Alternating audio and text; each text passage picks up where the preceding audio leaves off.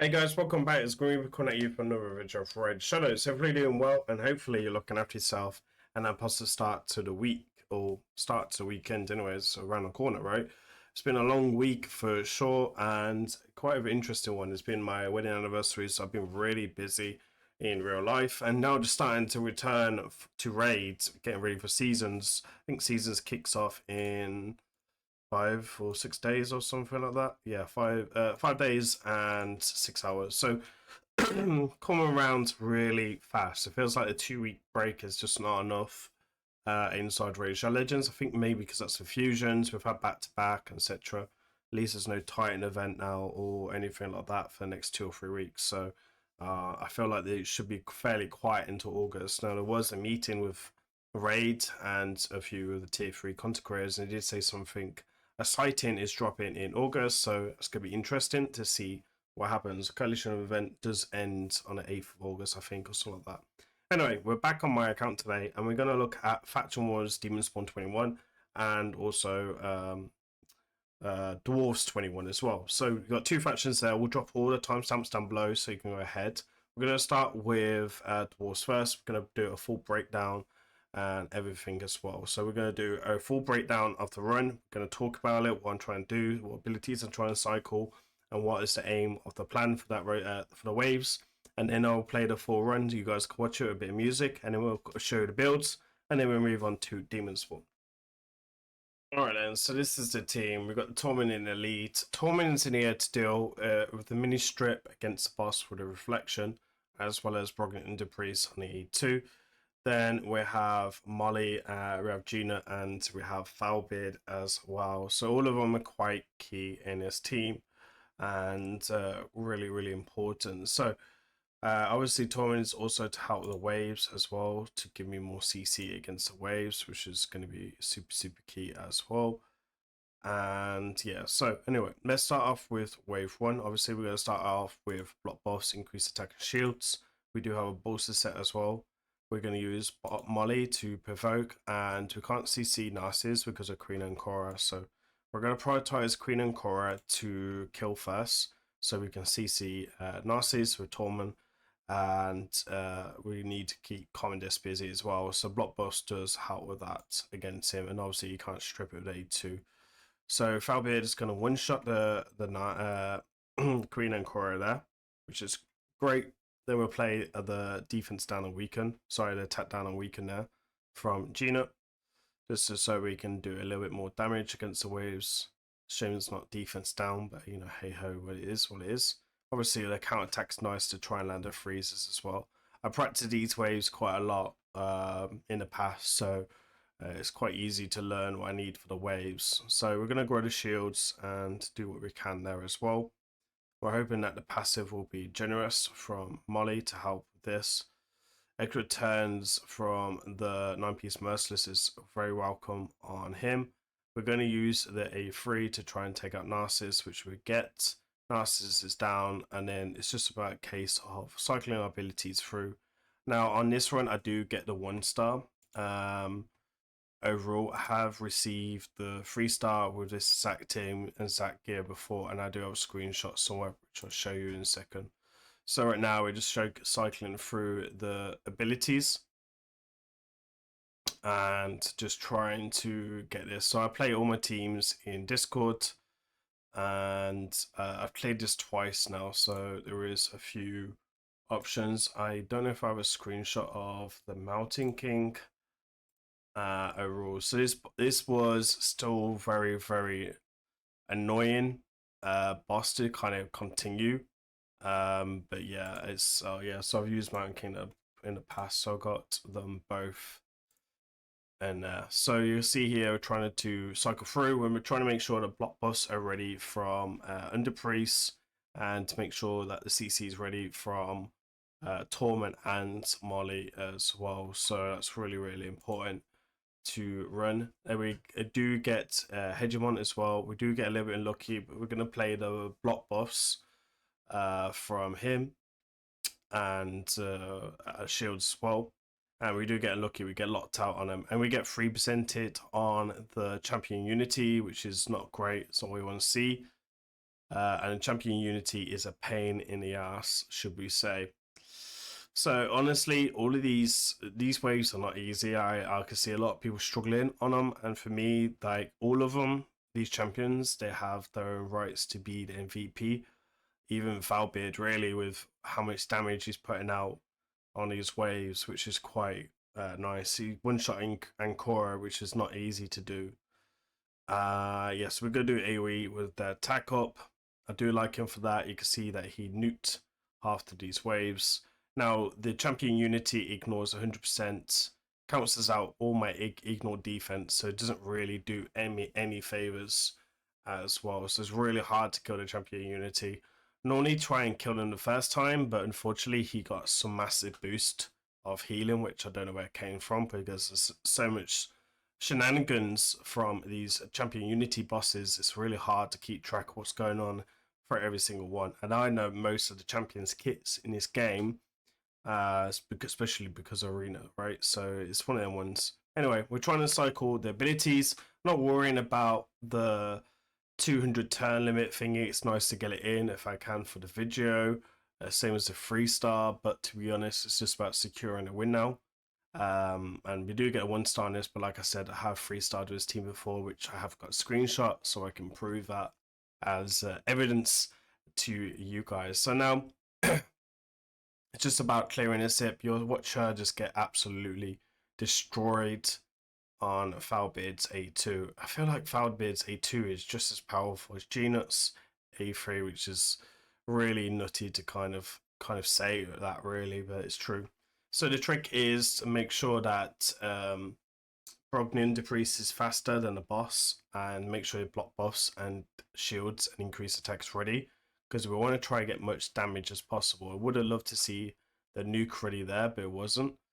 And then yeah, we'll cleanse off that, which is pretty nice to see. The champion, the boss is absolutely menace because he gets so many extra turns, and he gets turn meter every time you hit him as well, which is really frustrating.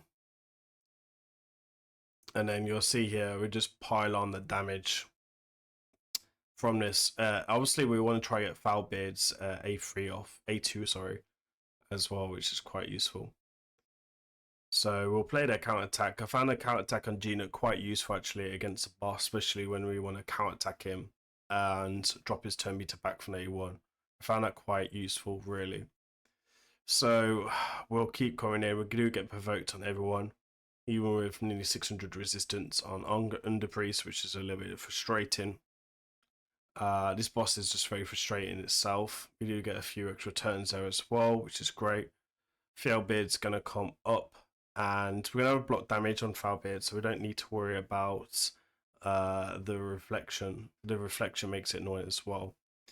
That's why Torment is generally in here full against the boss, because A2 is quite useful. And then just watch this damage. You'll see 240, 240, so it's 900k against the boss on that A2 ability, which is absolutely nuts. And I think that wasn't even with defense down.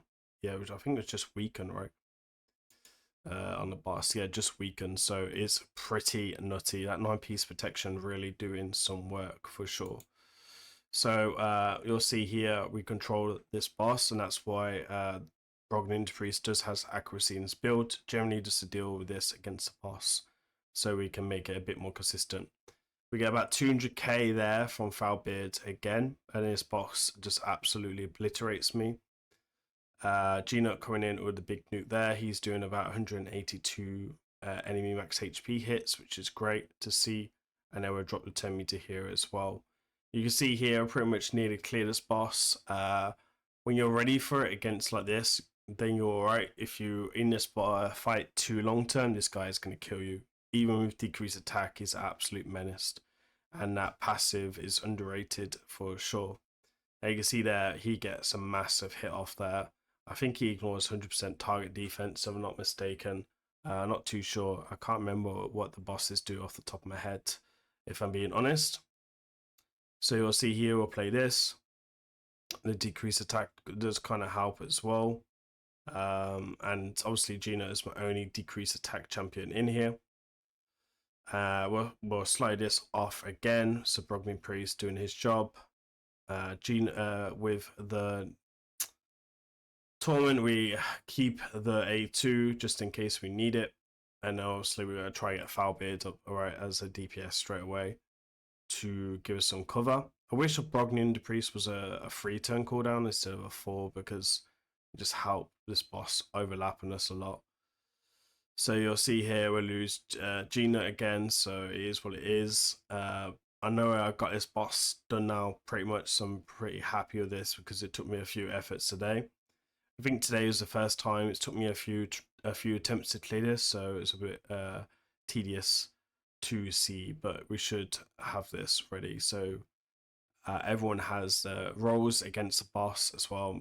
Sometimes like Molly and Torment are not the most useful, but then 2 abilities are quite useful. So there's definitely champions that would be better, but for sure we get the win there overall. So yeah, and then this is the other 2 teams that you'll see as well.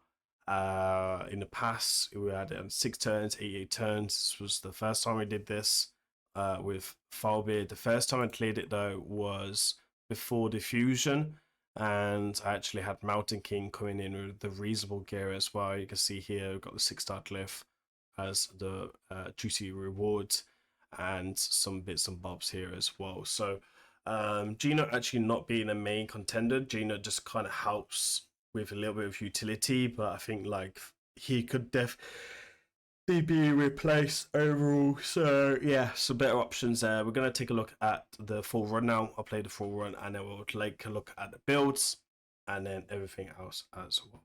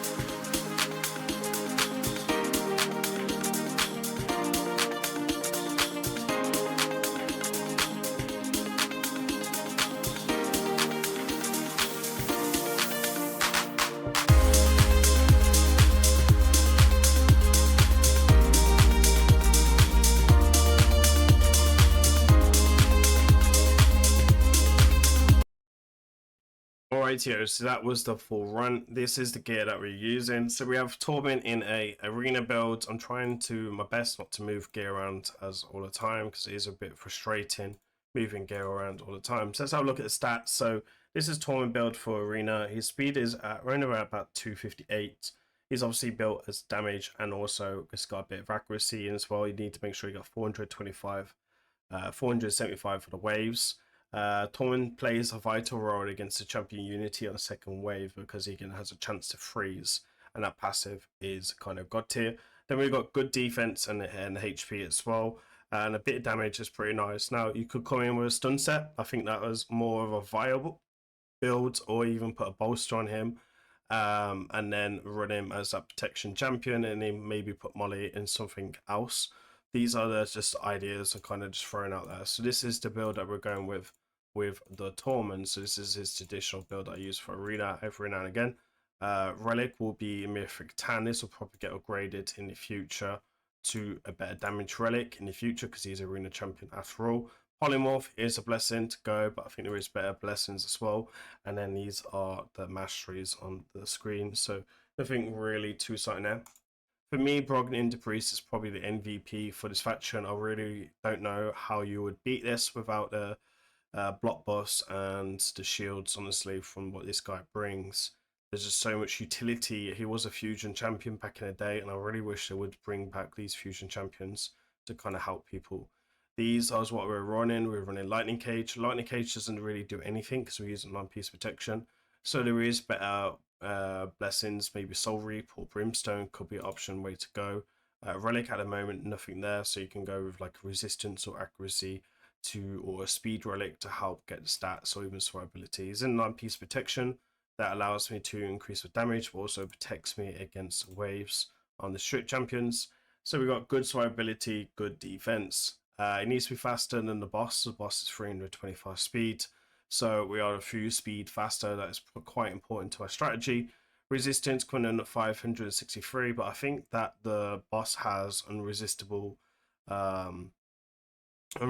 stuns and stuff, so it doesn't really do much. I guess we just built this out for like the last couple of waves, so that's quite useful. And it's nice to kind of resist the hedging one as well. Accuracy coming in at 425. For the strip ability, so it should be 425, so Molten Death Bolt might be required on my build in the future to kind of make my life a bit easier. Then we have Foulbeard. Foulbeard was quite key for help clearing the waves. I have used Mountain King in the past to use this, but I feel like Foulbeard just does a better job because of the AoE damage, and obviously we have that big blessing. I picked the big blessing because of the passive. The more damage, the bigger the blessing, more damage we do to the boss. And you can see they did take a good chunk off the boss. So these are stats we're running. We're running 6,800, increases and increased attack. Speed coming in at 284, would like a bit more speed in the future. Critical damage coming in at 365, and then accuracy for 342. Accuracy only required for the weekend for the waves, and then everything else not really required. Natural Wrath is the blessing to choose. And then this as well. Now, if you have a Coronet and you're really struggling on this faction, my recommendation is to use Coronet against the boss, so you can stack up the damage even more and helps clear him. So you can see here, not a perfect set at the moment, so there is more stats to come in the future. Then we have Gina. He is in a Relentless build, and he's just in there for the boss and for the freeze as well. So these are his stats, nothing too special. 260, good critical damage, great accuracy, and then much survivability as possible. He's got high HP against the boss to try and help out that. Cruelty for finite and other content, and then this is masteries as well. And there are Molly. Molly's going to come in with Fierce Presence and the masteries. Probably not the best masteries, a bit of a tight ass when it comes to gems. Again, Lightning Cage, not the best blessing, but it's only level 1. We have Elixir Gold to increase the healing. So this is just something that I took back in the day from Nishak. So this is Nishak's relic was updated on my account. So we're going to just throw it on, right? I had it sitting around. There's a bolster set with Immortal as well to give her complete healing. And it's works out pretty well. So these are the stats that we got on her: 303 speed, good accuracy as well, and then aiming at as much survivability as possible. So that's about it for the dwarfs. We're gonna go ahead and look at the demon spawn now and go over the demon spawn team as well. Alright then, so we have the demon spawn team. This one's not too tricky really. There's not much really to say here. Obviously not the most free to play or accessible team going, but I'm not gonna sit here for like 8 hours trying to record one team and etc. I wish I had that type of time on my hands, but I just don't at the moment. So let's see what we can do. Commodus is mainly in here for debuffs for the for Carnage, right? Because we don't really need defense down overall. We just need more buffs as possible for Carnage to do his shenanigans, and this guy can really clap. So we ignore 50% of defense. Then we're going to be 60%, but I don't think the sleep counts because I'm pretty sure we wake him up, and then it only counts as 50. We can see there block revive from everyone. There's 2 revivers in here. We're not worried about the trying to get our skills back because we have got 2 reset champions in here. So I'm really not too worried about that, right? So we will play the bits and bobs here. And then we'll just save the abilities here as well. So you can see Carnage doing some really high damage. This champion unity is a absolutely disaster. So we will reset into Commodus. Commodus will do the block active skill here to really take control of this champion unity, to stop him being a pain in my ass. And yeah, so we'll play the A2. Obviously, Jungwon can't cleanse that. You can't just give him the fingers up when you land a block type skill on him. So that's one thing you can do on him that you can't cleanse. And yeah, you can see there, because we don't get the bombs up, you can see the damage is not really high. And if we don't flip with him, then it is a bit of shenanigans. We will flip black with Commodus against the boss as well, just so we can start stacking up the debuffs again and etc. Obviously, it does help for damage as well. Bombs is quite useful. But yeah, we're not too worried about this wave. We're just now trying to get some kills, and we should get the job done. We're going to use a lockout on the champion unity because again, this guy is a disaster for anyone. It doesn't matter what champions you got, it's just absolute monster at these type of speeds, which is like 300s and something speed he's at right now. Commodus will deal with the waves again, and then we'll try and actually cycle through some of our abilities this time. We have to do it within 200 turns. We're not too worried about it too much because we've got a couple of reset champions. And Carnage is pretty much the carry for this team because his damage that he offers is just absolutely insane. The reset champions are nice. Lamasu is obviously free to play, so that's one thing to kind of take in as well. Commodus should be the fastest champion, I believe.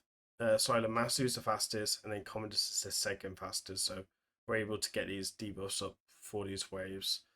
So we'll play this here, which is quite useful. We'll flip, put the weaken and bombs. So now we're ignoring 50% target defense on the boss, plus all of our rest of our shenanigans. It will get up fear and block buffs on us though, which is not quite useful for me. I wish Lamasu could reset Kaimaga, that would be pretty cool, but that'd also be pretty OP as well. I should have done this into Carnage actually, but it's one of the ones. Mainly just to protect him against the fears and all the shenanigans from the boss. So that's one thing I should have done. Hey ho. Can't play the block boss right now because we got block debuffs on 4 champions, which is just annoying, but hey ho is one of them ones. We're still in fairly good spot. So fear procs there. Just trying to get A2 off, which is possible. Carnage second form is just so OP. Defense down, really not needed. I've tried defense down, but I've just had better results with Commodus and stacking up the ignored defense with that as well. I struggled to kill the ads in the pass as well. We do get the ads this time, which is quite useful, but honestly, the ads not really worrying me too much, to be honest. And Carnage is just really good at healing himself as well. The counterattacks kind of doing his job, which is what I wanted to do. All these stats are pretty extreme. We finally got into control with our abilities, which is what we're looking at as well. And just trying to get some damage out. So Carnage 828 on an A2, and the A3 is even a harder hitter, to be honest, which is fantastic. 300k on an A1 on the minion, which is quite useful. Then you'll see this here, 1 million damage coming in from Carnage on that A2, which is really strong. And you'll see there we've got 2, 4, 5 and a boss. And then we'll put up a block buffs. This kind of helps against the taunt, etc., but it doesn't really bother me too much. So yeah, we now got our shenanigans up. We have got our pinpoints ready on the champions and etc. So again, nothing too much. 671k damage on one of them hits from Carnage. And you'll just see here, I'll just keep resetting now to try and get many turns possible. And yeah, these are 4 out of 5 of these are arena builds, so they have got like really good relics and etc. Basically, Carnage hitting for like I think it was 1.2 million, if I'm not mistaken, on that second AUE there. So yeah, this is quite slow. Normally I've done this a lot faster, but it doesn't really matter overall, as long as we clear it first time. I'm not too bothered. I can probably auto this faction as well, to be honest. So yeah, some legendary materials coming in there as well. I think we got like 6 or 12 or something today, which was pretty useful overall. So let me go ahead and show you all the builds and all the shenanigans.